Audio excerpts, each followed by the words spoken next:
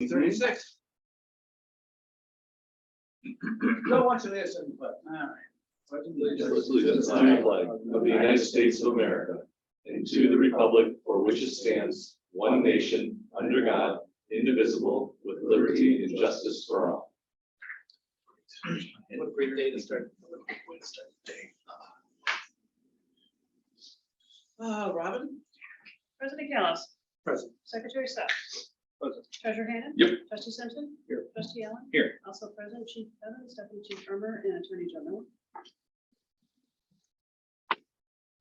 Do I have a motion to approve the minutes from the regular meeting of 9/20? I have a correction to the minutes. I was gonna ask, just as I read that, I would like to hear your correction, yes. Under the chief's report, it is noted that Chief 31 is the vehicle added to the fleet, but I think it's supposed to be Engine 31.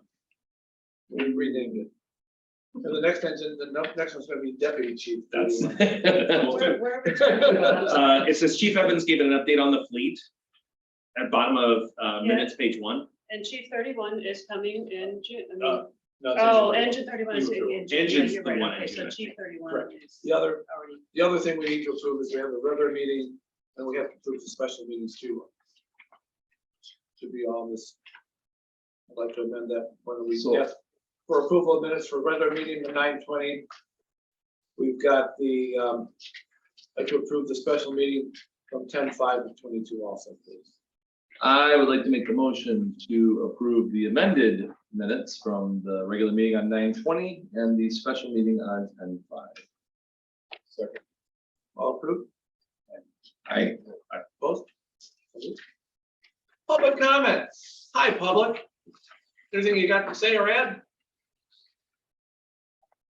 Okay. Reports. Mr. Treasurer. Sorry. Third report is in your packet. The one item of note is we got our next big bump of the property tax money. So that's where that 922 came in. And then from there, I will turn it over to James for the further information that he provides. Right, good evening, everybody. Can you hear me okay? Sir. All right, I can either share my screen or just walk through the numbers in the packet tonight. Right now, we're just walk through. Right now, we're 5 months, ended September 30th. And in terms of revenue highlights, we're 42% of the way through our fiscal year. We've collected 85% of our total revenue budget to date. Property taxes in at about 2.7 million, so we're already at 98%. And as noted, we received both major installments from the county. Ambulance fees continue to outperform where we are in the year. We're already at 607,000 collected there, 87% on another good month of collections. And then PPRT, where I'm kind of seeing this across all my districts, that's the business tax. We're at almost 22,000 collected, or 145%. So that is another area where we seem to be outperforming in terms of the budget. As you look at the next page, our revenues percent of budget versus last year, taxes in at 98% up 2. Ambulance fees at 87% up 71%. So again, our two major revenue streams are looking very good. The replacement tax we talked about up 45% already over budget. Good thing on the revenue side. And then we did make our internal transfer to the capital fund, 220,000. So for revenues, we're at 3.5 million on 4.1 million budgeted, 86%, relatively flat from where we were at this point last year. And again, we did receive that grant last year. So that's really what's giving us that additional increase from last year. In terms of the distribution, taxes make up 76%, ambulance fees 17, replacement tax 0.6, investment income 0.4, some miscellaneous, I'm sorry, investment income 0.1, miscellaneous 0.4, in our internal transfer about 6%. As we look to the ambulance collections by month, in September, we collected 124,000. That bring our average, our monthly average to 121,000 a month. And again, that's going to beat the 12-month average last year of about 73,000, as well as our monthly budgeted average of 58,000. I have a question for you. Look at the yep. Is there any way to guesstimate what we're going to have to pay back so that we bring these down into real numbers on the ambulance fees? For the GEMT. Right. Yep. So your billing company should be able to break out the GEMT taken in, and then we just looked at 50% of that, which needs to go back. So we've paid up through 2021, quarters 3 and 4, we've made that payment. So whatever we've received in 2022, half of that money is going to have to go back to the state. Now they're very slow right now to invoice us. So we are waiting on at least the first or second quarter, but we haven't received it yet. So I'm sure it's on the way at some point. And we have budgeted for that. And we have budget. I mean, do we have, is Yep. it something that can be put in the Is report? it a number that can be calculated, or is it just, hey, we'll just know it when it happens? I mean, kind of I'm thing? just thinking, if we were to ever have someone that from the public that wanted to see stuff, and they say, my God, they're just killing it in the ambulance fees. I'd like to let them know that 50% of it's going, is going back to the state. Sure. Yeah. A non-paid tax collector for the state of Illinois. Yeah, some of the presentation we've done is set up the GMT as kind of a contra account to revenue. So you can actually see that, okay, you've brought in this much for ambulance fees, but this is the amount we think is going back. I'd like to see that. And we can put that on one of the slides for you. Yeah, if you could, that'd be That'd be good. great. Yeah. Because that shows real money. Yeah, no problem. Is that not listed in the accounts payable in the treasurer's report? Because that's only things that actually been paid. Right, it's not listed right now because it hasn't occurred, so you don't know. There's So no- because we haven't received an invoice. Yeah, there's no You can't- anticipatory You nature can't list to an anticipated. See, that's Well, what our I'm asking. treasurer's report has payroll expenses and accounts payable expenses. Ins and outs. So it's not broken If out we have by, it, but our budget has it broken down by line item. So there is a GEMT line. if we item just show budget. that, I think it'd be a little simpler for Yeah, the public to follow along. right, And us too, let's be honest. yes. Thank you. Welcome. In terms of expenditure highlights, again, we're at 42% of the year gone by. We've expensed 38%. Operationally, at 29% of the budget. Our biggest line account, comp and benefits, at 40% on about 937,000 paid for salaries. That's at exactly 42%. Buildings and facilities at 26%. Equipment, EMS and vehicle maintenance at 19, training education 16. So all those look very good in terms of where we are in the year. As you look at the next slide, you can kind of see again that percent of budget versus the prior year. Again, most of these categories, except 2, are under that 42%. So firefighters pension fund, again, what we take in, we pay back to the pension fund. That's why that's at 86%. And then the only other category is our audit, which is at 67%. And again, that's just the timing of that payment on a very small budget. So 1.8 million on a 4.4 million for operations puts us at 39%, and we're down 5% from last year.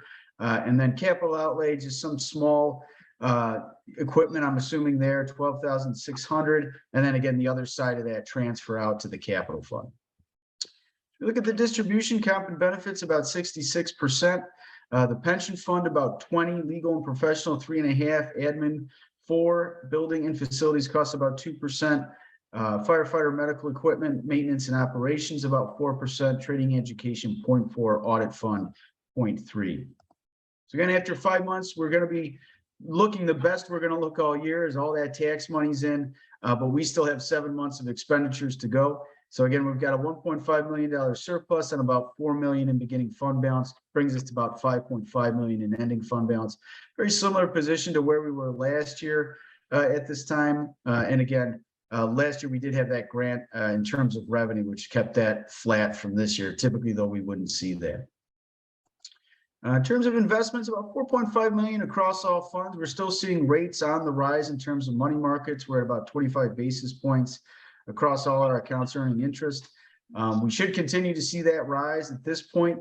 But at some point, we may want to look at, some alternative investments as we move into some future years. You've got treasuries paying around 4% right now. So again, some even short-term investments might help us get a little bang for the buck as we move forward. But that concludes my financial presentation. I'd be happy to take any questions.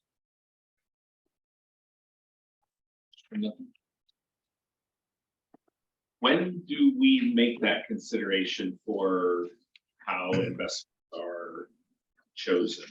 Is that something that's a board agenda item, or is that a recommendation that comes from James? Or is that something that's done at the beginning of a fiscal year? Or what is that process?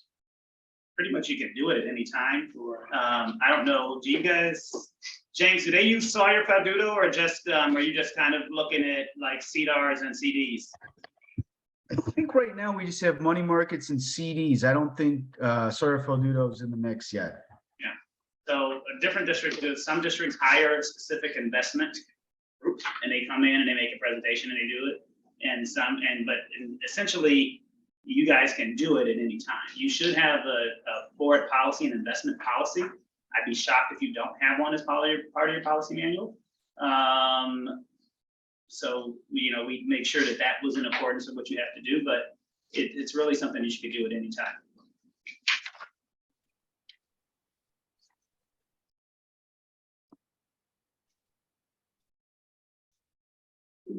So one of the CDs shows. It's just matured. So that was my question. Mhm. Is that just an automatic rollover, or will we? It's in the past, it's always been up to the discretion of the treasurer to do that, and a lot of times that's been put on Robin's lap because a lot of times we don't That's have. actually the first. When I was president, we actually had a treasurer, Yeah, a real. a real person that knew the numbers. Sure. And they did all that, and I don't know what's been transferred. We've conferred with James every time one is coming up, he has his opinion on what we should do. Right. Yeah. He's been guiding us with that, so. Very good. So what are we doing? I don't know. He mentioned during his report, the last couple we've rolled into the capital projects fund because of upcoming expenditures. Okay. And again, we've conferred with him. He's been very kind with respect to that. Should we roll it over? Should we move it out, put it into the general fund, put it into which fund to put it into? And he's providing a lot of leadership and helping us get that stuff arranged. And again, that last one that was mentioned that just came due was the one he was talking about in his report, that precisely we put it into the capital projects. Okay. Money market.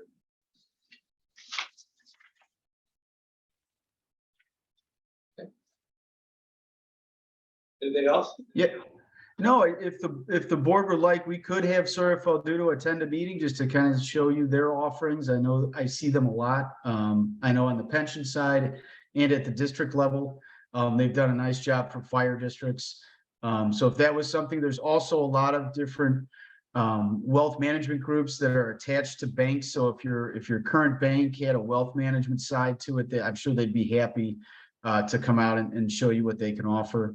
And again, we would be very conservative, but with what treasuries are getting, even, out 6 months, it would be worth having someone come in to see if they could, kind of help us manage the money.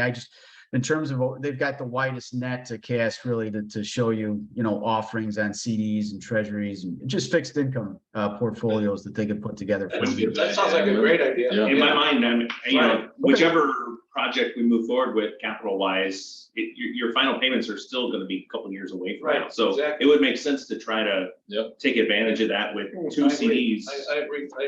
Our pension fund does use Sawyer Falduto. We have a relationship. The district has a relationship. Cool, get them in. So yeah, let's raise get them in. Get them in for November. Okay. Absolutely, Yeah. yeah, the sooner the better. Yep.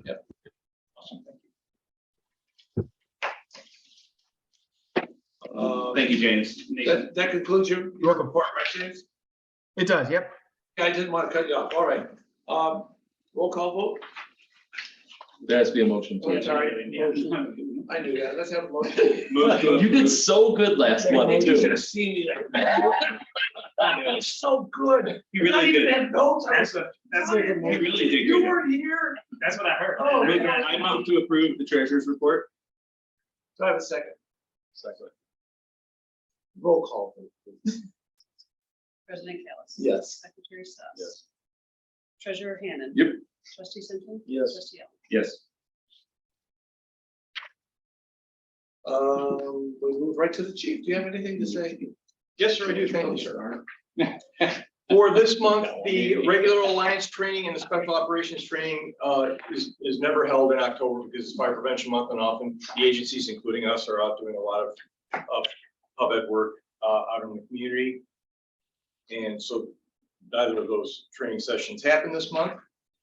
Recent incidents of note, on Gold Shift on 10/6, we assisted West Chicago with an extrication on Route 59 on October 11th. Black Shift, we assisted West Chicago with a structure fire on Lyman. On the 14th, also Black Shift, we assisted West Chicago with a structure fire on Lincoln. And on the 16th, a Gold Shift, we assisted with Wheaton with a structure fire on County Farm Court. Service anniversaries, Deputy Chief Ermer celebrated his first year anniversary with us. Year. Who had a year, by the way, on the floor? Other information. No, Steve, that is 29 years, also on 9/29. Hey. You can share a day. We do share it. No, how special. Who's buying? Nobody. Buying it. So Lexipol update. So greeting you at the table this evening was the subject had come up about what our progress was and the table of contents for the policies and procedures handbooks that we're working on. Specifically, the deputy chief is doing the lion's share of that. We'll do some. So that is one of the things on the table, is just what the table of contents was. We are, as of our check this morning, we were confirmed 40% done with those policies, and the deputy chief will take from there with respect to status of all. Yeah, so the table of contents that you have in front of you is just simply what we have approved. And that is the 40% that we've actually after tonight with the batch that you have tonight, that's where we'll hit our 40%. And that's, we're through 2 phases of the implementation out of 5 phases. We did the first 2 phases were some of the headier, more important supposed SOPs anyway, from an organization standpoint, but as we move through, there'll be, not that they're any less, just not as demanding as we move through. Some of them we may not even address. I saw one today was kind of an interesting one. Oh, rural firefighting tactics and strategies and policies. So obviously the large, how you call in a helicopter drop for water would probably not go into our policy manual. Although I'd love to call it. That would be pretty neat. Probably that's not in the budget. I'm pretty sure. So that's kind of where we're headed, and we're moving right along. We slowed back a little bit on that. We've had a few other things going on, and we're kind of in a push to try to get it done for the lieutenant exam, but we're going to stick with our original policy manual for the lieutenant's exam. So we kind of scaled back on that, but we're still moving. Obviously, as you see what you got in front of you, we're still moving forward with a lot of that. Thanks. Any questions? Keep working. Good job. Thank you. Fleet update, the new command vehicle for Chief 31 could be delivered at the end of this week, scheduled for upfitting in mid-November. Now, in light of the era we happen to find ourselves in, things like radio installation and upfitting work on these vehicles and apparatus can be months out in terms of scheduling with an upfitter, and it's just a sign of the times that we're existing in. So that's in progress. The new engine is still in progress. We just actually approved the graphics for that this week. That still has an expected completion time frame of approximately June of 23. Excuse me, just a moment. Have we ordered the radio and stuff for that engine? Yes. Okay. So I mean, it so takes that long. yeah, the mobile, Right. and you brought up, thank you, Mr. President, the mobile radios for every vehicle in our fleet and every vehicle in everyone's fleet that's a DUCOM or an ACDC member agency is actually being purchased from the ETSB. They're Starcom radios, so they're being issued to us, and we put our order in for those some time ago.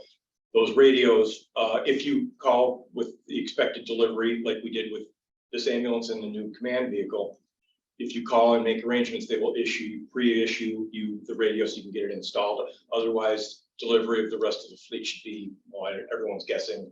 Yeah. It should have already happened, but probably early next year. And I'd rather have the radio here waiting to be installed than. And so far, that's Waiting for. worked. And yeah, so with the new ambulance, we do have the new updated mobile radio mounted into that one. His radio is sitting in the office ready for upbuild, and so that's actually moving along. very Now, I know smoothly. I was here Friday just chit chatting. Did we happen to get it due for inspection yet? That was. I'm finished, all right. He's working ahead. Yeah, You know, you kind of. You look certain. You kind of gave me a cheat sheet, so I looked like I was. Knew what I was doing. It is tough.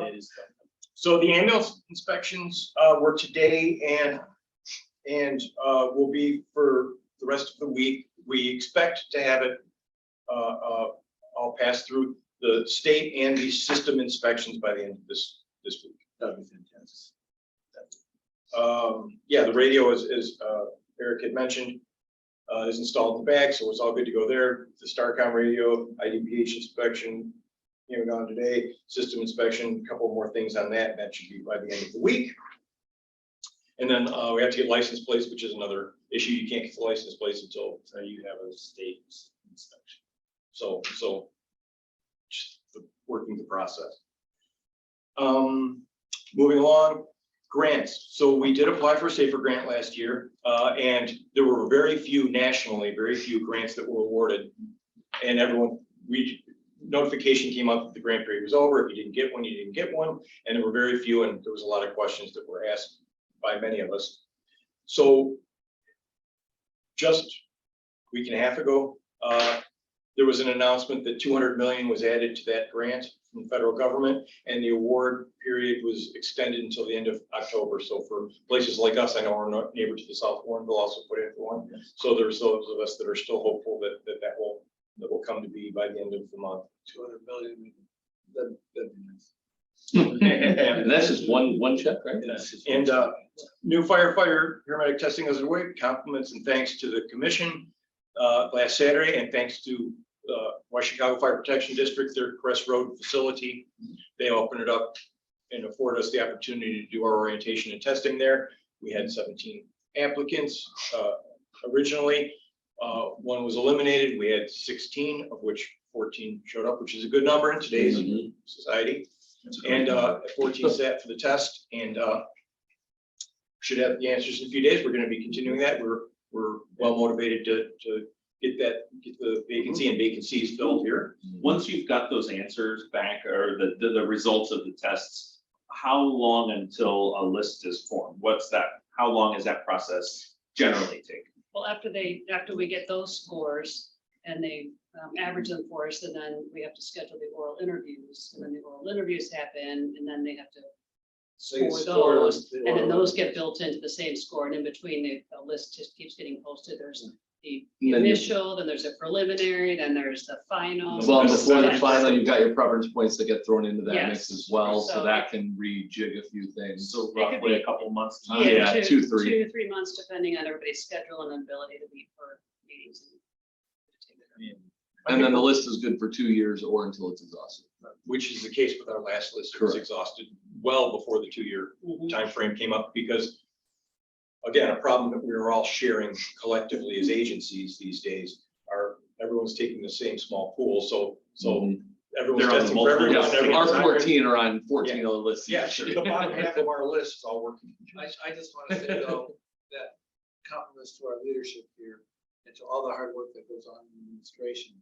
That we have now, since we've always had a good reputation, now that we've got the proof that we're gonna go forward, I think people are eager to work here. A list of 17 is huge right now. Yeah. You guys and gals are just really shining stars, especially in my sky. I appreciate y'all. Thank you very much. Thank you. Happy to say here.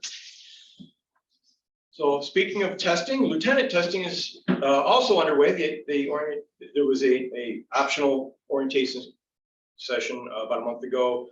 Resumes are due on November 1st. That will kick off the lieutenant testing cycle. So in advance of the next meeting, that will be underway.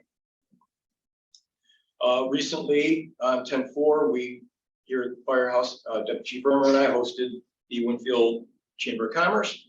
Very well attended meeting. The business community was very kind to us. We had the opportunity to share a lot of the updates and that kind of information with them. Very kindly, the village and District 34, other units, local units of government were here. The village was also incredibly kind with sharing information and what's going on with downtown development. So it was a really, really good and positive experience for the business community, and a great meeting, and it was kind of them to afford us the opportunity to host. So it was a great thing. As I alluded to a minute ago, the crews are doing a lot of pub ed at the park district and school districts and private schools in our community. The calendar is full this month, which is why we don't often do drill. Update in the bill list, you'll notice some sizable bills for hazardous materials cleanup. The reason for that, as I mentioned in previous meetings, we had a lot of stuff here that was problematic. We needed to dispose of a lot of hazardous materials that had built up over the course of literal decades. And it put us in a bad position with respect to Irma, with respect to OSHA, with respect to everything. So it was a project that needed to be done, and after many years of trying to get it done, we got it done. So that's a good thing. Now everything we have fits in a flammables cabinet, which is how it should be. Yeah. Station 2 still being outfitted for training use. Work continues. They're getting close. They're going to the people that did the work in it are coming up with training plans for the troops so we can go down there and start training in it. What are the kinds of modifications or things that are happening to make that usable as a training space? So what they've done, we purchased a forcible entry prop that kind of allows them to force doors like they would in a house. That's in there. They've built a window, like a prop window, so that they can practice either going in or carrying people down ladders, a ladder prop. They've created a couple different gerbil trails through, so they can do some crawling, blacked out mass, kind of work on some of this stuff, hose movement. They have Clearing a rescue. wires. What's that? Getting fouls and clearing wires. Clearing wires. They can do all those kinds of confidence type things. They even have a rescue, they call it the Denver drill. It's a specialty rescue where a window's narrow, there's a small box, and somebody went down near a window and they took it up. It's hard to get the guy out because there's not a lot of room. So they built a prop that demonstrates that. So they're doing a lot of those things. And then if you look outside, there's a press. I have a friend of ours that moved presses. And so that'll be there as long as we want. We'll get it out there for the snow. But that's still operatable, so we can actually press that. And so I did this drill years ago when I was over in Division 16. It's really well received because, quite frankly, in this area, West Chicago, Carroll Street, every place we respond, we got a lot of these presses, and it just so happens a lot of limbs end up in these things. So it's one of those unique training opportunities, and so I got some things ready to get started with that. So yeah, so there's some really neat opportunities that we got going on. Where did you train for things like that before? Did you have to? With respect to like the press that the Deputy Chief Irmer was talking about, there was no such thing. We just had to experience. And prior to that, one of the things with the Alliance is we have the ability to go over either to the West Chicago Crest Road facility or Carroll Stream Station 28. Both agencies, as partner agencies in the Alliance, are incredibly gracious with affording us the opportunity to go over there and train. However, given the fact that it's not in our community and given the fact that we only have the engine in the ambulance company, sometimes it can get problematic because all of those agencies themselves have duties they have to perform, inspections, their own company trainings and all that kind of stuff. So to bring in someone to cover our town while we go to someone else's town to train, while they help us out and do that, it's not something we can do monthly or even a couple of times a month, which would be ideal. So this lets our crew stay in service. Yeah. While they're doing doing their in training. service and in town. And while it's not necessarily as comprehensive as a Crest Road facility or as a Station 28, it's something, and it gets us further ahead than where we were before we undertook the project. really see the gains. Is we're hiring all these new people and doing this orientation and teaching them how to pull our lines and doing just the basics. We'll have some place to do that. That's right here in our town. So that's where we're really going to see the opportunities. Maybe we need to, at some point in the future, rethink of sort of rebranding that facility as our training facility and not think of it as a station. Because it's probably going to be a very long time before that's ever a station again. But we might need to think in the future at some point about just rebranding it as our training center. Is there? Build a big burn tower? Is it? Don't get me started. I didn't say that for the record. For the record. Building out of wood so it really burns. Yeah. Anyway. It sounds like, I mean, it sounds like we're actually utilizing a resource that was underutilized before. So Well, yeah, that's it was exciting. utilized as a storage area. Now they've got. Storage and training. Well, actually, they're getting rid of it. You know, What- a lot of the storage is going. Is there some insurance implications on calling it a training center rather than a station? Exactly. Actually not, because of the way that the coverage works with IRMA. The facility itself is covered under our umbrella with IRMA, our Those insurer. are the employees. So the simple Doesn't answer is matter no. what we call it. Right. Yeah, the simple answer is no. If we would have been down there training before it was Station 2, we'd still go down there in the parking lot and pull hose lines and stuff like that. But, Right. Yeah. No. I didn't no know difference by being a class one. category is it from the station to a training facility that an insurance company would look at it differently. And Opposed to it being a vacant building for all these years. well, plus that, is there something that we've missed by calling it Station 2 and not just a piece of property, you know? No, because in IRMA's calculations for member contributions, it has all to do with like revenue and property valuations of our assets. Okay. So that in and of itself is deep as that calculation goes. You don't see the problem? And if you own it, it's covered. Nice. Work is well, it's pretty much complete in the old radio room converted to the bar, which the troops really enjoy. Spent a lot of Coffee. coffee bar, thank you. Let's think of branding. Not like So the basement used to. a relatively recent innovation in our area is, and I don't remember when I started it being very typical of firehouses, but almost every staffed firehouse in our area now has one of those setups. Gathering points. Yeah. So you place for roll call drill, impromptu training, review calls, Some socializing. Yeah. You've also mentioned it's also a place where when there's station coverage happening, where those people who are coming in to cover the station can be without It getting. also interacts with the public when the doors are open and people are walking by. It's fantastic. Yeah. I want to just thank, really, that was a lion's share of Fester, Lamb, and Lieutenant Fermento. That really kind of got that rolling and they put in a lot of the work, did a great job. a lot of the work and really led the effort. Took a lot of pride in it, is what they really did. That looks That's fun. Looks great.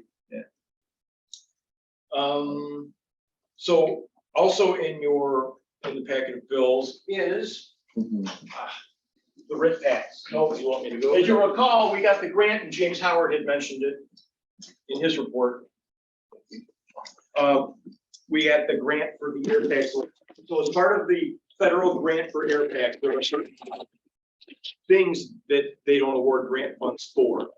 The air pack itself, the air mask, the bottle, the harness, stuff you actually put on your body and breathe going into the building is the stuff they cover. Some of the extra parts of an air pack or some of the accessories to an air pack, they didn't cover. Also not covered were what the deputy chief has there is called a RIT pack. So RIT is a term we use in the fire service for rapid intervention team. So on the scene of a fire, and this is universal certainly in our area, one of these RIT teams is established. So what their job is to do nothing on the fire ground other than be present and ready to go to work in case something happens to us. They're the rescuers for the firefighters. So firefighter goes down, firefighter gets lost, trapped, whatever. The RIT team goes into action to go rescue them. These RIT packs are something that are standard and should be carried, something that's not covered under the federal grant. So what happens is a lot of times either firefighter runs out of air, has some sort of a malfunction of the air pack, and or while rescuers are getting into him or her, they run out of air. So that's why this is like its own independent air pack that is compacted in a bag so we can take it in there, and then from there I'll kick it over to the deputy chief. Yeah, it's just a supplemental air source, basically, and as you see, it's not a backpack, it's just a bag. What's really unique about where they've gone with this, we can, at this point in time, hook up pretty universally in a multiple different ways to them. If their mask fails or something, we just switch out and put them on this one. You'll see this thing. This is a quick connect. It can go both ways depending on what type of connection they have. These are all for Scots, and we can quick connect and breathe right off that and go with them. And then finally on the bottom, this is a universal. All the air packs, as we move into new generations, will have this quick fill. And then what this does is we can take, that'll equalize with their bottle. So if we just need to get out and get going a little ways, we'll plug into the back of them really fast, hook, disconnect, and they can get going. They got half the bottle in it, and basically we slam it, we call it real quick. So, I mean, it's amazing where they come. Back in the day, we just take an extra air pack, and now it's an actual rescue device. So that's what we ended up getting for them, and it's small. And compact. We pay for these out of district funds. Yeah, this was a budgeted item because we knew we were going to have to get them. Right. So the two things, if you recall back to when we pursued the grant, three items, but the two subject matter were RIT packs, which we knew we were going to have to get. Right. And the other one was a compressor, because the types of air packs we went for in an effort to future-proof, if you'll recall, we talked about getting ones with a higher pound per square inch of pressure they could deliver. So that's going to be coming, it's a budgeted item that will be coming shortly. Right. Probably the next month or so, that we'll have to be pursuing that as well. And one of the things, the complications with that is, depending on what the needs of the district are going to be with that compressor and air storage device, our mobility in a remodel or relocation, if it can move. So that was part of our complication, making sure we could get a system that would work in that. Yeah. Either, again, depending on what we do with a renovation here or a relocation, either way that it could do that. So One of the things on that, the 2% fund has agreed to contribute $28,000 to that 2% funding also for the firefighters. So that'll be the thing. We just got our third bid in today, so we just didn't get it in time for the meeting. So that should be on the next agenda. Great. And my last item, sir, sorry if you take. No, we enjoy this. My last item of business was we contacted all of the submissions from the architecture firms we informed those that did not make the final list, and then those that made the final list we contacted. So printed out for everyone on the table was an email that I did send out after we had contacted them to let them know that they were moving forward in the process with an email that they were going to respond to. We could discuss it at this meeting, and then I will move forward with starting to arrange visits. If I could find out how many trustees want to attend, how far they're willing to travel, and then we can start collaborating so I can arrange visits with and or without the architecture firm being present at previous projects they've done. So I just wanted to give you a little bit of things so you could get a little bit more insight from principals of the two firms. Both of those response emails are in this document, and then we'll take it from there. That's all I have. Okay, I have one question. Yes, sir. Back in when we were doing the treasurer's report, I noticed line item on grants with the hospital, because, Not yet. So, That's true. We have a year. oh, okay. yeah, Well, so, we're on year 3 right now, and we reached out to them to find out what the status is. I got an email today that our new contact said she's checking on it. I want to get on that. Yeah. I want to get on that quickly so we have time to yeah, so, let them know how important they are to us. And that's, Yeah. that was, Right. so our annual submission was done September 7th. September 7th. We did not hear back. We checked back and we got, literally today, we're starting back for the status, so we're investigating. We should expect that. The next day. and then we're expecting 20% more. I'm sure. I thought 50. We'll go for 50. I'll guess whatever you want me to. I suppose we asked for 50, set up for 20. It just throwing just spitballing here. I think if you're gonna ask for more money, I would think it would have to be based on the increased ambulance response time that we've had at the hospital.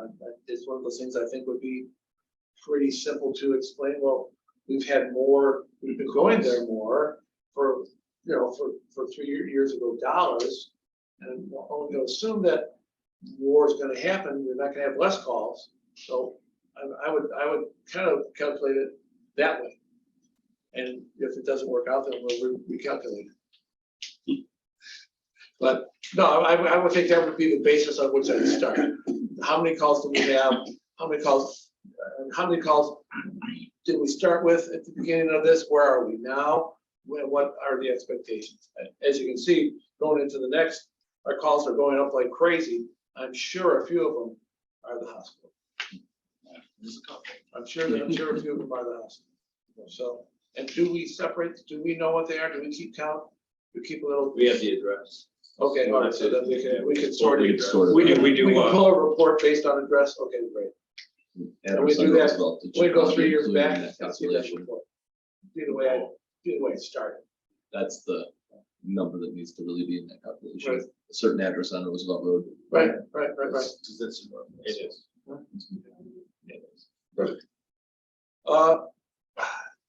Yep.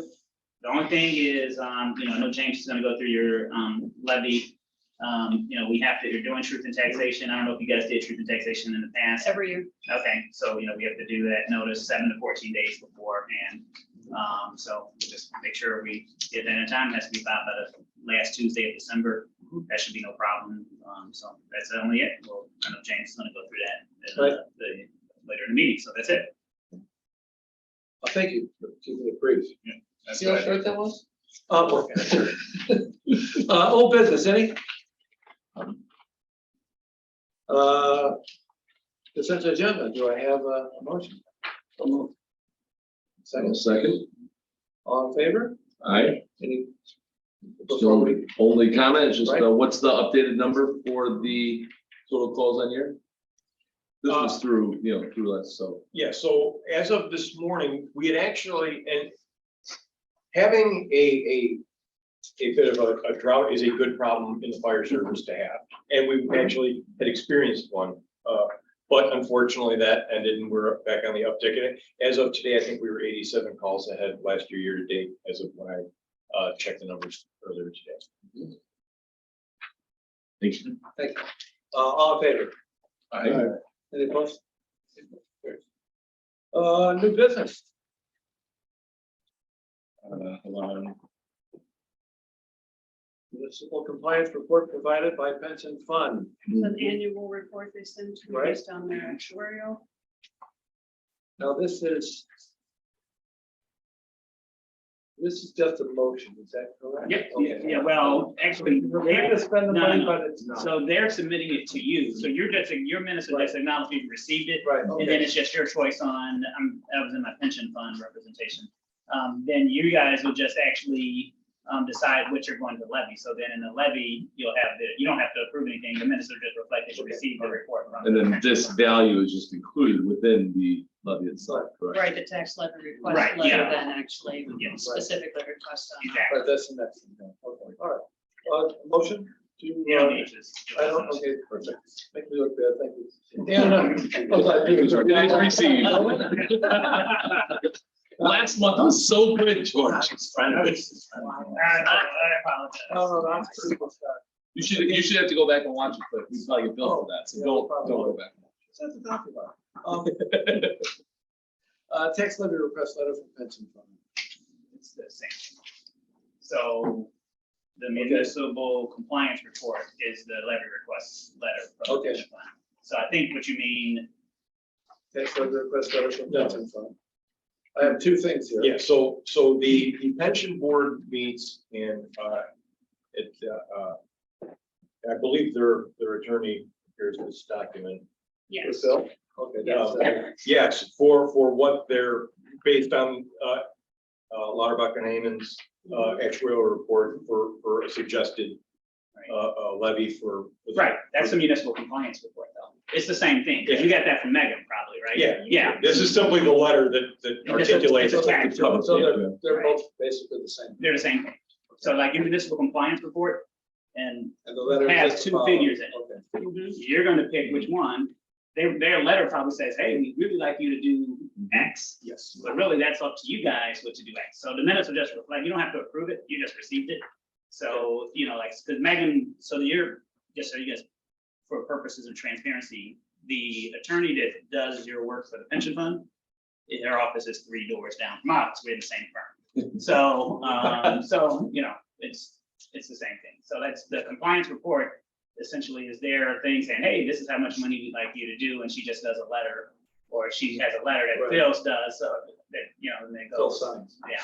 So it kind of lets the board know that's how much they'd like, and when the Right. board actually adopts the Yeah. levy, that's when they approve the amount that's going to be levied. Okay. So that's in the compliance report at the very bottom where it says recommended district contributions and alternative district. That's what you're talking about. Is that what the alternative? Correct. Is that's essentially the minimum? And the recommended it would be preferred. Usually, yes. I mean, I've never seen anyone say, just give us the minimum, but in theory, they could. So when the actuarial, Lauterbach and Haman, the actuary, when they arrive at their calculations, it's based on a variety of different calculations with respect to you know, what they do for smoothing and everything else, and the state's numbers versus the actuarial firm's numbers and all that stuff. So there'll be a little bit of deviation. So as a consequence, the board itself will, after the reports they get at their meeting, will go, okay, then we want to request X amount based on all that information. So they submit that request. The board. Yes, the The pension pension board, board. the pension board, this board. letter was This letter is there derived from submitted. that. They give us Yeah. their That's it. Yep. Their request. request. Correct. And it's a This was a request, it's handout. not a. It's a request. Mandate. Eventually, if we don't, Right. because Right. we And that's- asked for a that's certain amount, the- and then the that's county the knocks it determination. down Now, based this on the is the pension CPI fund. or whatever This, our Right, limit if is, you look in your and then we end agenda, up getting you further have and further discuss and take underfunded. action on the So determination. it That's doesn't what that behoove is. Right. anybody to really go with the lower unless you're really strapped, because then you're gonna end up paying in the long run. Exactly. And in general, we've always filled at the request. Yes. We always have, Okay. because That's how we've been able to Sorry, have, and and that's No, why we've always, no, that's no, always this why is- we've this been able to is have excellent such a conversation. well-funded pension, that's why this. which is why the state came for ours first. Because we were so well. Anyway, let's take the fattest chunk of money we can get. Yeah. So. Yeah, I mean, your guys' funding is, you're in the top 0.0000%. I mean, you're like, well, I guess you're the highest of the high. Like, I can't think of anyone that who's better funded than you. So that's great. Let's keep it then. Yeah, so, but for There's certain things purposes, you don't just, skip on. you know, for my purposes, you don't approve the municipal compliance report and you don't approve the letter that they send you. Your minutes will just reflect that you received the municipal report and the letter, and then you guys When ultimately, this happens, well, then James is gonna go through your levy determination and he's gonna say, hey, I'm suggesting this. And you'll see what his suggestion is, and then once you guys, as Robin indicated, when you approve your levy, that's telling them how much you've done. You don't have to necessarily take any extra special action. Thank you.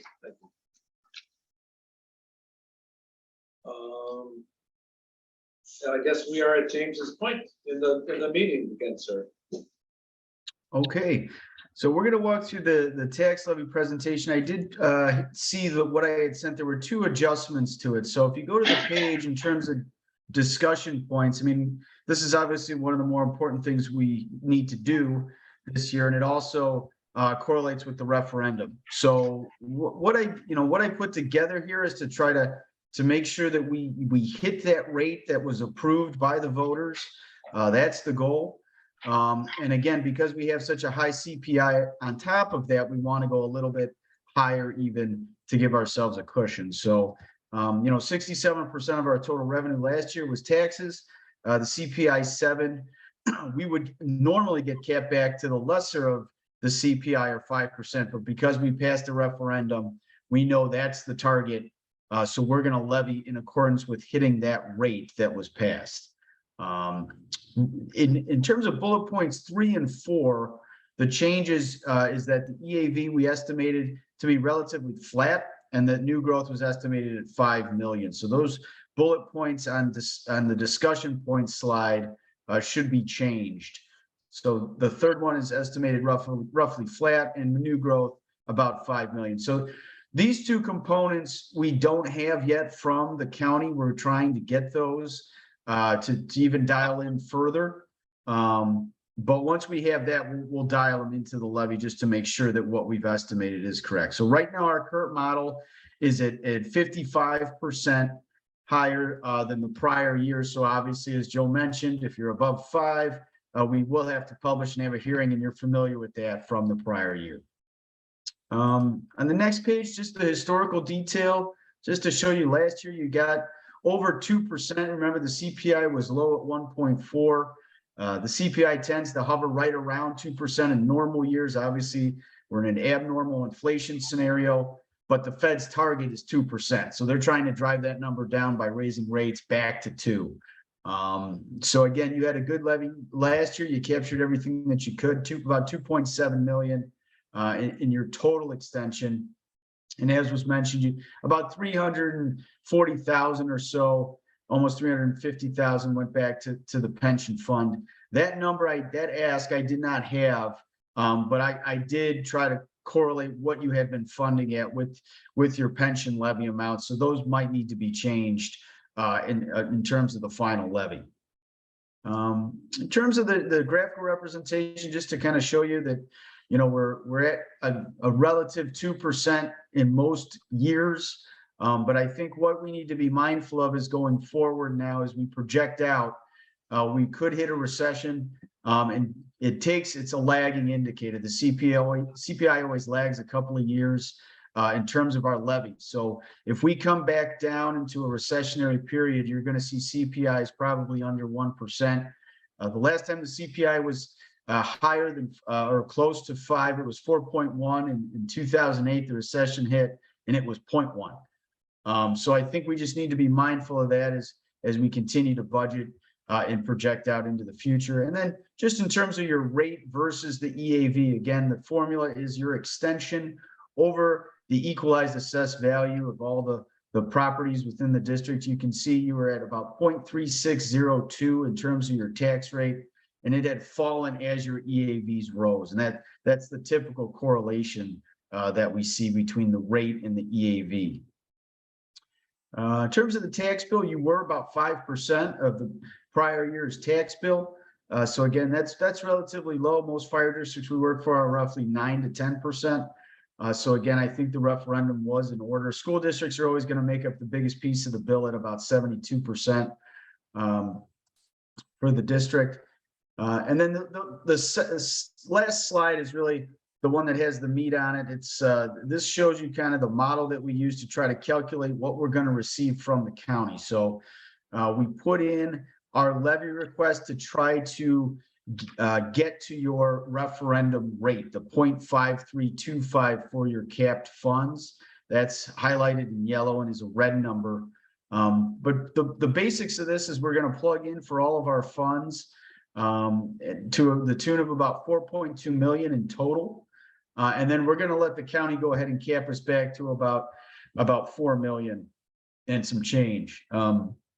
Again, that's a total increase of about 1.35 million on the prior year's extension. And again, these numbers pretty well correlate with what was in the question.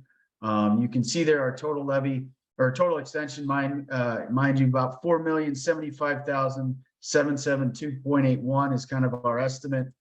In your question, you had 3,948,362. That was your approximate amount of taxes extended. And again, that would be from a 0.177 rate to a 0.5325 rate for levy year 2022. So again, that's what we're looking to tie these numbers to as we work through these models to make sure you maximize your levy, you get what the voters approved. The one piece, and maybe you can tell me, what is the pension ask? What was the levy amount? 369. Thank you. Okay, so we're high here. We were at 484 between both the capped and the non-capped piece. So this will be something we'll adjust. We don't have to adjust the levy figure in total, just in the fund. So we'll probably bring some more money back into corporate and ambulance funds. Again, we should see then, you know, us go a little bit higher in terms of, we'll be over 1.3 million for operations, and the pension fund pretty close to where they were last year. So I think this will capture everything. Once I get confirmation from the county on the EAV and new growth, we'll be able to solidify this at the next meeting. But again, 55% is high enough that I believe that'll be the number moving forward to capture everything in terms of the voter approved referendum. Are there any questions on that? I know that's a lot of information. It is a lot of information. So right now, with the numbers being slightly off, this is pretty much a discussion, and we'll probably approve this at the next meeting. Is what you're recommending? So Yeah, I think, yep. you're gonna approve the determination tonight. So Okay. your determination is that you're going over 105%, okay? Okay. So now then the question becomes, when do you guys actually want to approve the actual levy? That's when we're talking about that 7 to 14 day period. Whether you do it in November or December, I don't really care. It doesn't matter to me. It may be because we're waiting for the counties, or because of something going on in Cook County. I think the other counties, the collar counties, are a little bit behind in regards to doing a thing. I think they just kind of fell in line. But yeah, so tonight you'll make the determination that you're going to go beyond the 105%, because that's telling everyone that's, in theory, you have to do that more than 20 days before you do it. So this way, if you're doing the levy in November, we've done that. Whether you do the levy, you know, because James, right now, without having true EAV figures, this is completely a swag, Right. you know? So, you know, so it could be that your actual figure may change a little bit if they come out with something great if your EAV is great. Let's say, you know, I know he had 9.6, but he's suggesting flat, but let's say it came out and it was actually 10%. So the higher your EAV, the lower the rate is. Right. So if your EAV went up 10%, well, that's great, because then, you know, you're going to get more money because your rate is going to be, you know, so. One quick question, Joe. We would have to do it though for November because you had said it's the last Tuesday of December. Yep. And you need that 7 to 14 days. Right. We meet on the third Tuesday of December, so. I was gonna say the same. Unless, We've always had to do No, it. if we do it in December a lot, the publication has to be Got no less than 7 days, no more than 14 days prior to okay, your okay. meeting. I So- was worried yeah, that yeah. we were butting up to it too much if we waited to the time. I've had people do it on the last day, like December 28th. And we're running in, we're doing their levy, and we're taking it downtown. So There you go. I share your pain. This is something that everyone in my position gets very nervous. It's all good. Right. So tonight, then I'm looking at, after we decide that we've discussed, we're looking for a motion to approve. making the district's, Winfield Fire Protection District's truth and taxation determination, finding that the district levy will exceed 105% of the 2022 extension. Sorry. Make a motion. What he said. Just said I was busy writing it down. What did he say? I got it. Truth and taxation will exceed 105% was as far as I got on Yeah, it. and that's all you need to know. Hey, there we go. I will make that motion to approve the whatever. We've already had I will second that. Now it's not the right words. We better. Everyone in favor? Is that a roll Oh, call? I'm sorry, roll call, it's been one. We got your money, but let's do a roll call. Yes, yes. Secretary Stats. Treasurer Haden. Yep. Trustee Simpson. Yes. Trustee Young. Yes. So we get like a roll call, like a Batman little thing that says. Like the state legislature with a little- Yeah, with a little- For this motion, yeah. that I can- I just wanna see- Go see that. That's we're all good, thank you. Hey, Thanks, James, I'll James. have Megan send you the compliance report. Sounds good. Thank you, James. welcome. Next on the line, adopt policies 209, 500, 501, 502, 503, 505, 701, and 917. Lots of stuff from other agencies in this one, I noticed. There's the ones that are specific to the Alliance, then there was the Central DuPage Hospital EMS systems, policy procedures. What is all, as opposed to being our own, why is it their stuff that supersedes? It doesn't really supersede it, it's in an effort to not duplicate. Gotcha, okay. Because we're working for Edward's system, Mhm. that's our project medical director, we work under his license. Those Okay. are the policies we're held to for our EMS. Perfect. So that's that, and then the West Suburban Fire Rescue Alliance Mhm. are our SOPs, we're part of that alliance, that's our operations and training, so instead of duplicated or Sure. contradicting. Making sure everything actually is aligned across all the organizations. Just Love it. yeah, referencing existing documents that we follow. Perfect. Just wanted to make sure I understand. Thank you. Does it, when that happens, as another general question, when we have adopted the policy of our alliance or their hospital system, if they were to tweak their policy, do we then have to adjust our policies, or do we have? Does it just Is automatically this a go through? blanket adoption of whatever they have approved, so we don't have to come back and revisit? If you notice, it lists the actual policy, it refers so that we are following the actual policy. And so if that gets updated, right now, we're in the middle of updating the communications policy for the Alliance. The communication policy that we have will reference that communication number, that number doesn't change, and so we'd reference that. Now, there's housekeeping to do on the backside, when we review that, we should plug that in, but at the end of the day, that way we don't get out of date too much. Like we were with 2014, 13, I know that's close. You are. Thank you. I'll make the motion to approve the policies 209, 500, 501, 502, 503, 505, 701, and 917 as presented. I have discussion, unless you do first. I had my discussion. Okay. I had my question. So in policy 209, Mhm. shift commanders is listed twice. The word shift commander is listed twice.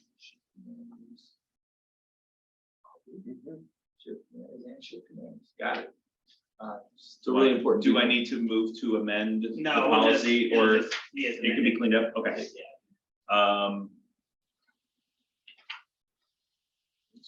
Anything else, Mr.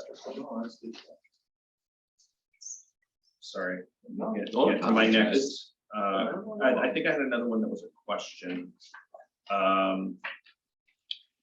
For policy 501, I'm guessing you listed all of them, Rob. I did, yeah. Okay, for the medical supplies, under procedures, the 501.3, it's recommended that we have a 4-week period supply at reserve stations. Is station 32 technically a reserve station? No, that's pretty much just. It's an unmanned station. Okay, so yeah, I couldn't tell if this was saying we needed to have No functional some kinds equipment of stored there, supplies. it's not manned. it's Okay. not- So, okay, it's a resort. okay. It's a Winfield Fire Department, resorts. I think I had one more question. I had a question for Mr. Miller on policy 503 under advanced healthcare directives. Maybe this is a question for the chief, I don't know. 5031, purpose and scope, second paragraph. Nothing in this policy should be interpreted to limit EMS members from relieving an airway obstruction. Is this saying that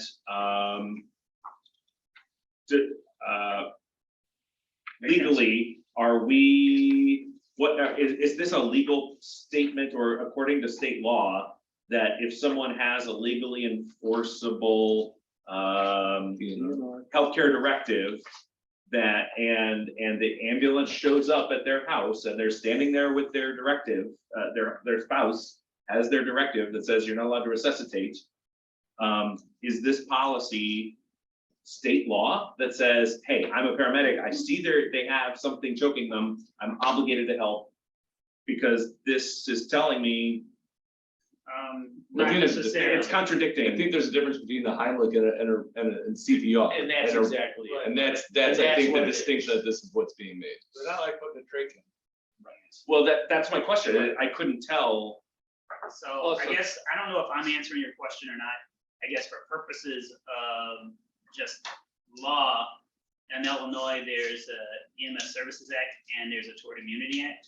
So essentially what I think this is just letting the paramedics know that they can do their job and not worry about liability is the idea behind that statement.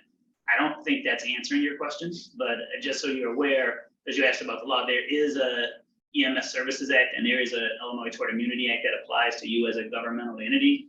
And as long as you're doing in your course of work and not being what we call willful or wanton, which is a utter disregard for the life or safety of others, Sure. that you're okay in doing that. But I think probably the question in regards, their answers maybe is answering your question more directly.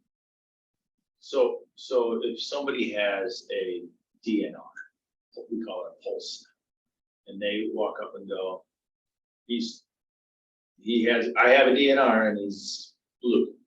But we Gotta walk be in in and see he writing, has a correct. stake. We can still do the Heimlich maneuver. We're not we won't crike them, we won't do those things, but it's saying. Those are right not, there. those are It tells us resuscitative acts. those would be invasive acts. It does not stop us from doing a Heimlich. I just wanted to make sure we weren't putting ourselves in a legally contradictory situation where because I don't know this. Yeah, and I'm not aware of a district or a department getting sued for resuscitating someone and being sued because they resuscitated someone. I just haven't seen that. So I wouldn't worry about that. We have some immunities so that if you're doing your job, I think it's going to be very difficult for a judge to be like, well, we're going to find you liable because you saved someone's life. That's just. Well, I get that. I'm just Yeah. thinking the policy wise, Right. if this is contradictory, I don't want to put something in policy that we're aware is contradictory. Okay, Any more discussion? I think that was my last one. I apologize. No, I apologize for not getting through this fast. Oh, I'm sorry, I had one more.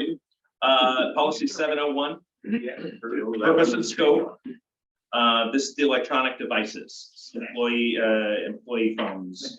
And I'm sure this was a lot of discussion at staff time. I would, the second paragraph of the first section specifies that those devices uses, but are not limited to calls, text messaging, blogging, microblogging, emailing. I think we should add a statement specifically for social media.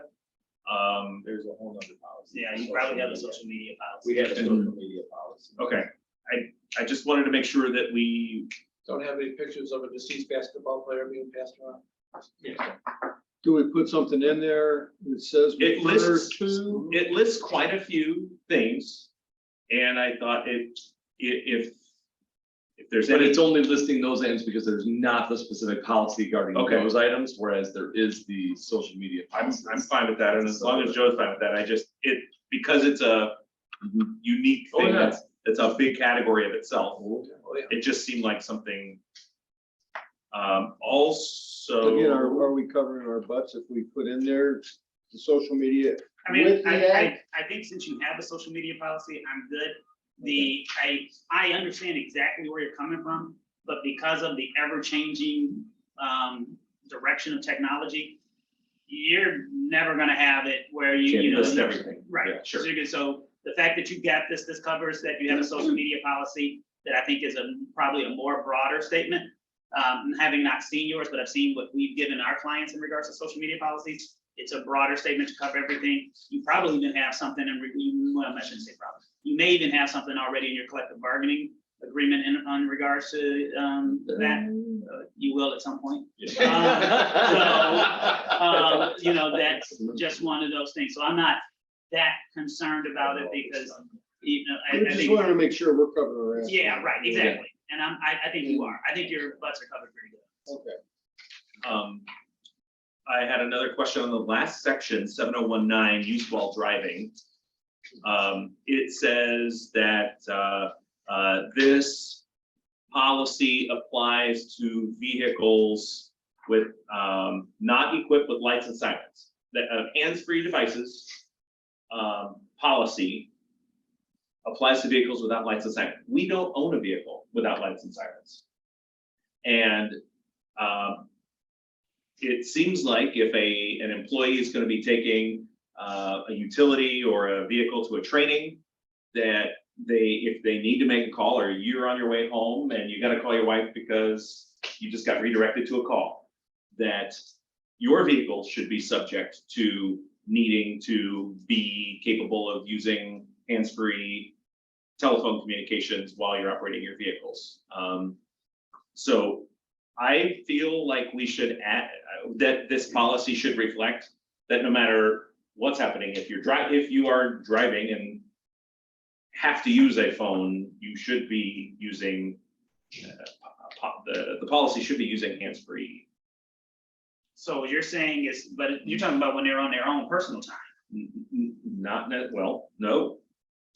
Not if they're driving and operating a district vehicle. He's Operating a he's department basically vehicle. talking about the chief's cars. Okay, so I guess I'm. But those No, have lights and sirens. Or if, what's that? Those have lights and sirens. But this policy says, members who are operating vehicles that are not equipped with lights and sirens. So this policy only says vehicles with no lights and sirens, Of which we have none. of which we have none.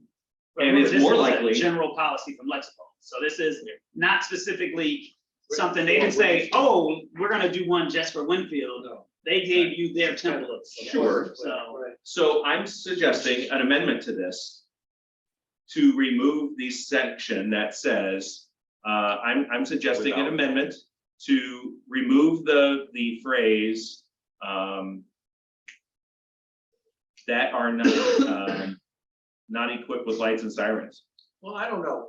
Now, let's just say that we get a four-wheeler that we use for, instead of a brush vehicle or something along those lines, that doesn't have lights and sirens. Right. Then Our we next have to- utility vehicle.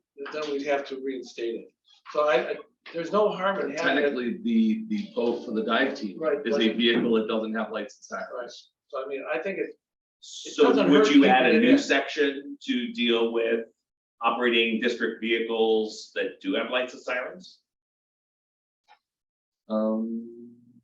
If If we haven't, did- Mr. Lamb is on his way taking utility vehicle to training and needs to be on the phone to listen in on a conference call, which is an appropriate thing to do.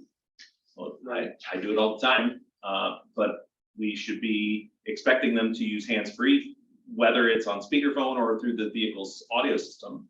I think we should have a policy that requires them to use hands-free devices. It's the state law and it's safer. At whose expense for the hands-free device? what Because hands- that becomes a what different, hands-free device? that becomes a different I think aspect the of the whole state thing. law automatically supersedes anything you come up with anyway. I mean, this is a policy decision for you guys, and it's not really a Joe thing, however you guys want to word it, so. I kind of think we're splitting hairs, but I don't see the But you need deal with to make government the all the change time. off of what's here. I guess my bigger concern is if we then put in something where we're requiring it, we are then required to provide the means to do it. Right. So that means we need to outfit however many people we have with Bluetooth devices that are compatible to their own Or- personal or spend devices. $100 at Best Buy for a Motorola speaker that Bluetooth to your phone. So, I mean, it's one of those things. But then if that's not I mean, there's a lot more, if you create the policy, there's something, a lot more steps that we need to do, and we can't make that decision today. So I think it's a much bigger conversation. So I think either we don't approve 90 or 701 right now, or we leave it as is and can have those further discussions. I think it's better to have it in there, and we can always amend it later than to not approve it based off, just because there's so many other things we'd have to consider then as a part of making that, making that amendment. I'm fine with making a note to come back and Yeah, and amending this later. Yeah, I think there's a lot to be considered. It just seems like it seems like, so I get it for vehicles that are not licensed. If an ATV or a boat, fine, that makes sense. But I just think we should expect it's really the two of you. I can't imagine Seth driving the engine is gonna be also on a telephone call. I can't see that happening, but I can see Chief traveling between here and home or traveling to a meeting, taking a Zoom or a conference call. Does your new vehicle have Bluetooth? It does, the old ones, our existing vehicles do not, which is why a lot of times. But you have smartphones that to leave have a the voicemail. speakerphone capability. Your issued phone. But again, speakerphone. that is based off of state law that's governing you not being able to take that Right. call without the hands-free device. So even then, it's still superseding, like you alluded to, Joe. It's superseding anything that we would do here. It's a state law. To my knowledge, I think the ambulance has Bluetooth in it, the new ambulance, and I think the upcoming command car does. And those would be the only two vehicles in our fleet that have built-in hands-free as part of the vehicle because of the age of our fleet. Right. And I wouldn't expect that. The only other concern then you have the potential for members to be linking their personal device to the Bluetooth within the vehicle. Again, I think there's concerns there. Are they something then going to be having arguments over whose, Spotify subscription is going to be the music that's going to be played in the ambulance as they're going to Right. Is there, It's important to take it to extremes. I mean, Yeah. Unfortunately, that's if you open Pandora's box, it then goes all the way down there. You know what I mean? Yeah. So. I'm glad it's. Yep. I think. So I'm hearing, let's leave it as is for now, and we can maybe come back to it. Yeah. Question on 917. The first section, second paragraph, authorizes our fire investigators to carry weapons. That's per state statute. It's an ordinance that we've had in. Yeah. And that was a state statute, and we complied with that. Well, it's not, it's I thought it was. if you approve, you can have your arson investigators do it. You don't have to allow them to do it. So it's not a mandate that an arson investigator has to be able. It's just a board decision on whether or not you will allow your arson investigators. And I think that's gonna fall into contention a little bit. I personally don't have a problem that they're actually going there to do an investigation. Right. Having a firearm. I got a problem with them because they're an investigator, that they think they can carry a firearm on a fire truck. They don't. But they don't. Okay. Because in other places, there's been that interpretation that I'm an investigator, so I can carry my gun anywhere I want to. That's not the intent of it, but there has been that absolutely. And has that been part a- was rectified. Well, this is corrected. This would prevent it because it does say they are prohibited from possessing while on duty or while in the district property or vehicles. Okay. Except when engaged in those specific activities. Yeah, but should they, and I don't want to, is this, what people have interpreted said the policy does not apply to duty firearms authorized by the district for use by fire investigators while performing official duties. And some firefighters have said, well, I'm on duty. Yep. So even though I'm not doing investigations, I can carry my gun. Yeah. And that's so, Or you know, attending a training session, which is not the active investigation Right. of potential arson. right. Well, the question I had came about with, like, we don't list the special task force. We have members who are part of the county special task force. Are weapons part of that? Are we putting someone in the task force that is expected to use that in part of their job? Because this policy would tell us that they're not allowed to. I don't, Which task force? you're talking about Task with the force. SWAT, the Which guys that go out like with the SWAT team, SWAT medic We program, don't, are they? we no. don't any. But does this, But they're not operating, see, as a fire investigator, you're operating as a peace officer, if I understand it correctly, which is why they have the ability to carry. Correct. A SWAT medic is not operating as a peace officer. They have no arrest powers. Okay. but our fire investigators do? Yes, Ours do, yes. It's a crime scene. Yes. because they're the ones making a determination for arson. Are they sworn? I don't know if about them having the authority to arrest, quite honestly, that They part I do. don't agree with, but, They do. but, because I don't know that for sure. I do know that in theory, the law was changed, where you could allow an arson investigator to carry a weapon. Whether or not they actually can arrest, I'm not I'd love to see that, I have never seen it in this piece statute. And I can get the state fire Randy. marshal, yeah. Can I ask our, am Based on it. I allowed to ask our investigator questions about, like, have you ever felt that you needed a weapon? Has something so bad happened that law enforcement, Yeah, he's one of ours. so, like, wouldn't law enforcement be there if They're not that always there. situation? If the fire call, it's not always a crime. Sometimes it's a burglar. that But you're set not on it. fire. So he's there as both. He's there, he arrives as a fireman.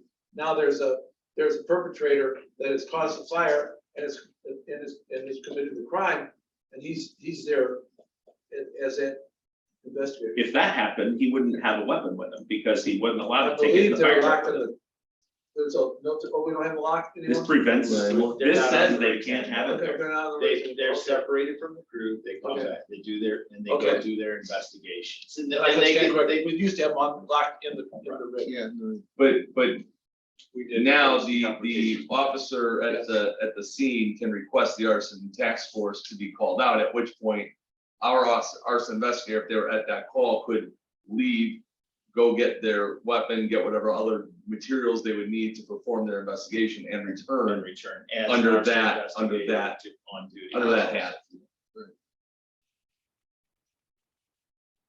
Seems like it's opening us up to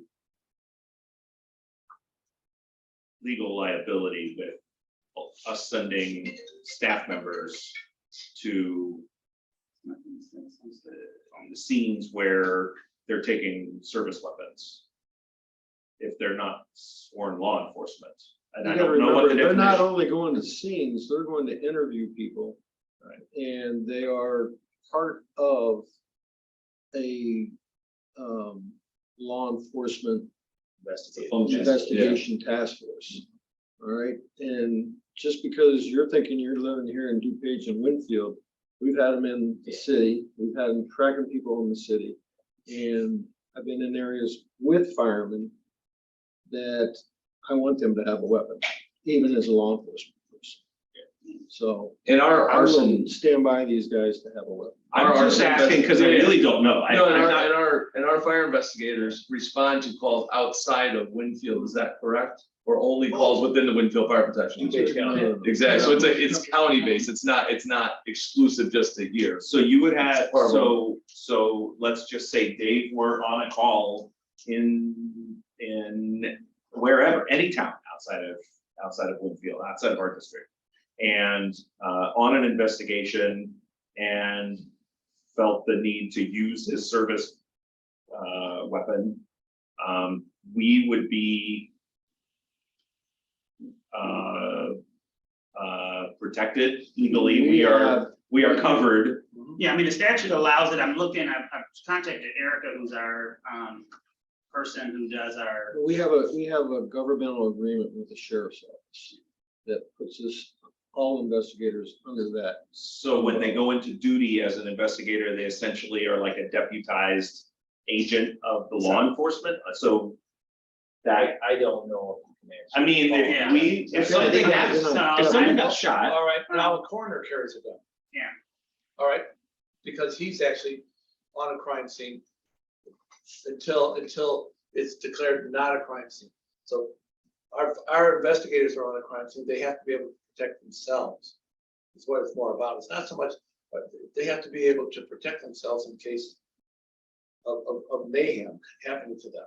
And that, I think, is really not so much the availability to protect themselves or to hold someone that's suspected of being that part of that crime scene until the police arrive. They need to have the means to protect themselves, just like a coroner does, just like.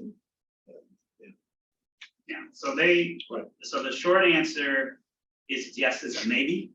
Are arson investigators peace officers? Only if they have done also done the law enforcement class Right. portion. Right. So if you're just like, oh, I'm making my fire investigator, he's gonna be investigating arson. If they have not done that law enforcement piece, they are not a peace officer. Right. They have to be a certified peace officer, an actual training. Go through it. Right. To get Do to, they have to have shooting? yeah, I mean, there's a, Training. I mean, whether or not all arson investigators are peace officers is a different question. They're not arson investigators. And that's not according to the way I'm reading this statute. Okay, so I'm just looking at the Peace Officers Fire Investigation Act. I think technically you're probably correct, but I would tell you, and I know this for sure, that there are people at some districts and departments that are saying there are arson investigators who have not done this. Trouble. So that's, so that's Right. where we're like, Yeah. I'm just trying to learn. I've never Yeah. thought about this before until this packet. Right. So I'm just thinking from a liability perspective, if something happened in the discharge of a weapon, that's, in we the, talked about that Tort Immunity Act. As long as they were not willful and wanton and they were in the discharge of their duties, that Tort Immunity Act is probably going to cover them. Since it's not like going on a call doing paramedic services, then that's why there's the EMS Services Act and there's a Tort Immunity Act.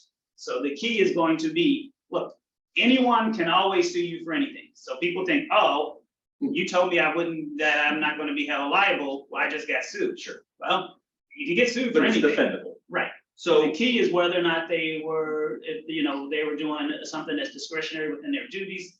And that's where that Tort Immunity Act comes in. So I don't know if that answers your question. it does. So may I make so I guess my question to clear this up then is I'd be comfortable leaving this the way it is I don't know if there's another future policy coming that would determine our fire investigators to be able to carry this.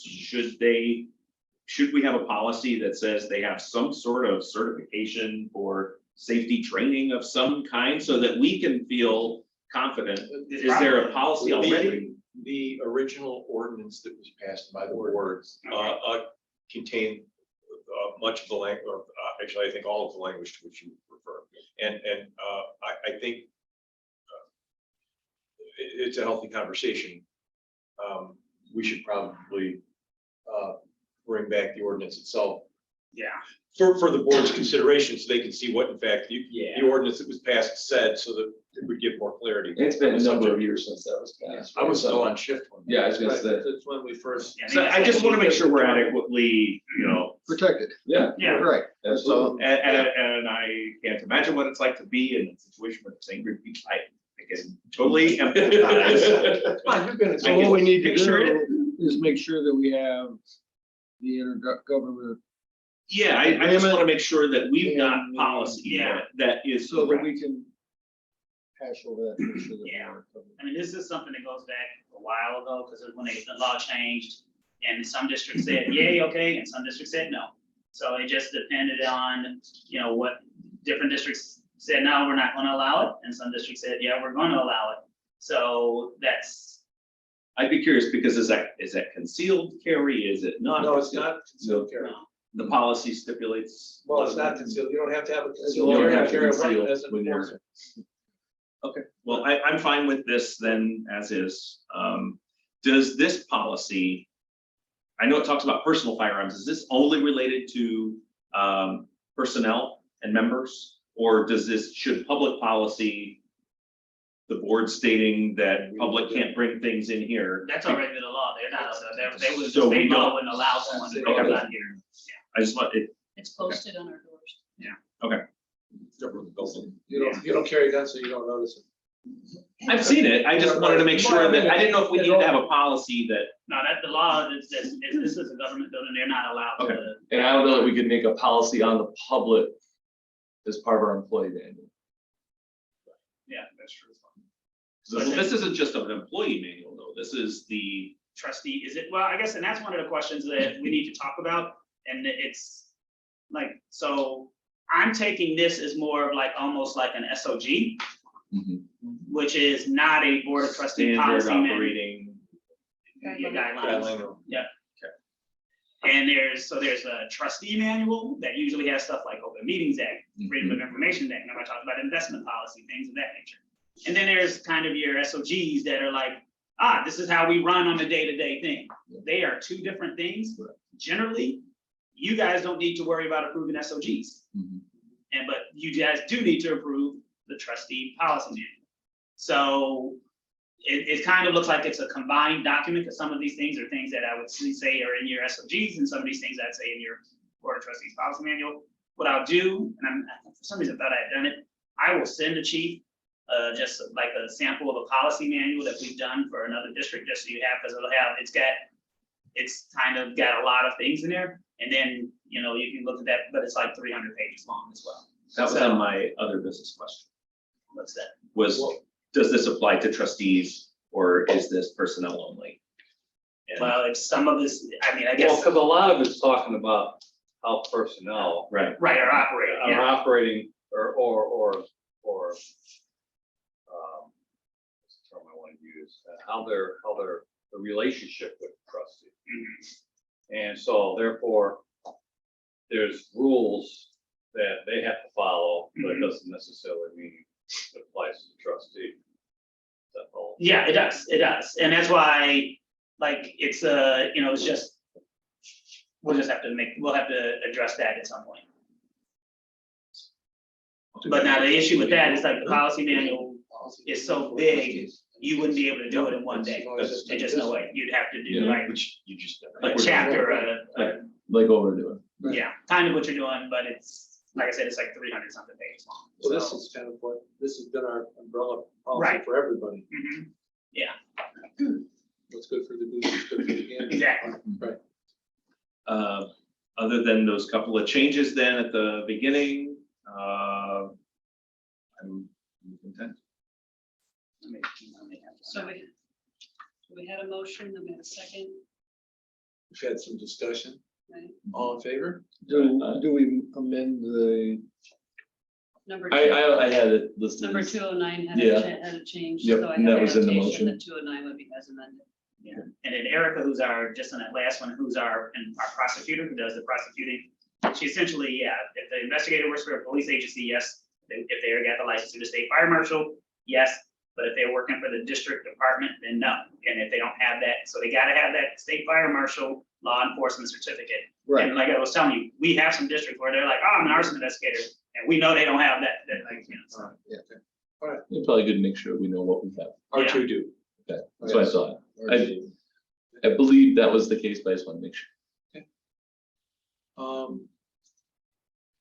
so do we We Redo just have to the- agree. We just No, have because to amend. it was at the the motion was made with the amendment for the Right, duplication of okay, shift yes. commanders on 209, and that was the only actual That's the change. only change. It's the only And change. is that a Yep. roll call vote or just an all in favor? I would do a roll call vote on this one because it makes That's what I was specific changes. President Kell, Yes. Secretary That's what I Steele, thought. Treasurer Hannan, Trustee Yes, Simpson, Yes. Trustee Allen. Yes. There you go. Yes, yes. Sorry, I'm just- It's okay. No, we're good. We have approved the surplus list. This was, nothing's changed. Right. It is my understanding that we're about to put the engine up. It's up. have we gotten a bid? Go Right to that link. Have we gotten a bid? I don't know. Everyone should have been emailed the link What's that? to that posting. If you didn't get it, Didn't get it. let us know and we'll make sure. Check your district email. And speaking of that, let's We see do what- not have any, we have one bid. We have one bid for $1. Okay, We'll take it. okay. Done. You know what, that sucker's gonna have to pay that buck and figure out how to get it out. We need a semi trailer to get it up. Do I have a motion to pay the bills? I say, and just that, Large that bills here. total bill amount comes out to the nice round total of $254,971.77. There's a vehicle purchase in there. There's, like, Deputy Chief said, or Chief said, Double insurance. you got your hazardous materials stuff, all that good stuff. So big one, but, all good stuff. So was that a motion? I heard Trustee Sass make the motion. Okay, I didn't hear that. And the second was.